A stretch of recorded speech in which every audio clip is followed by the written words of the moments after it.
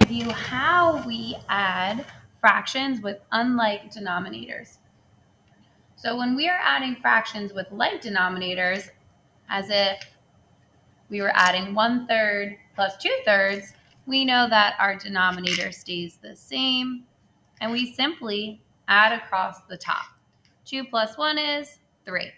I also know that 3/3 is equal to 1 whole. But what if I'm looking at my fractions and I notice that my denominators are not the same? We have a couple of steps that we need to follow. So first, we write our fraction. Next, we need to find a common denominator. And this is where we find the least common denominator. To do that, we're going to list all of the multiples of 2 and 3. So here we go, 2 and 3. So I'm going to count by 2. 2, 4, 6. Wait a minute, I also know the multiples of 3, and I know that if I count by 3s, I'll land on 6. 3, 6. I could keep going, but I know that I just found my common denominator, 6. So step 2, I'm going to rewrite these fractions with my new common denominator. First, I write 1/2 plus 2/3. So now I have 1/2 in 6, and I have 2/3 in 6.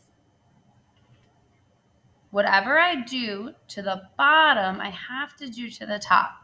So 2 times what gave me 6? 1, 2, 3. 2 times 3 is 6. So 1 times 3 is 3.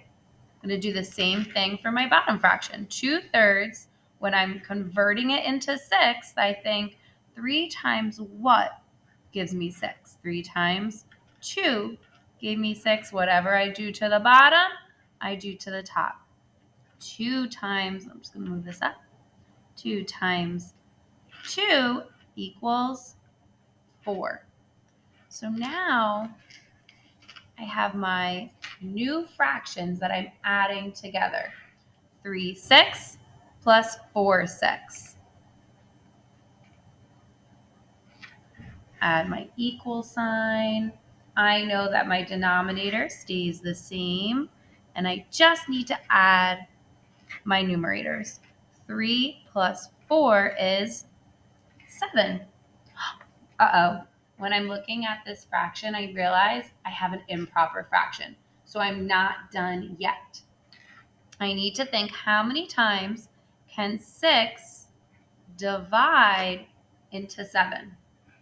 6 can go into 7 one whole time, leaving me 1 out of 6 left over.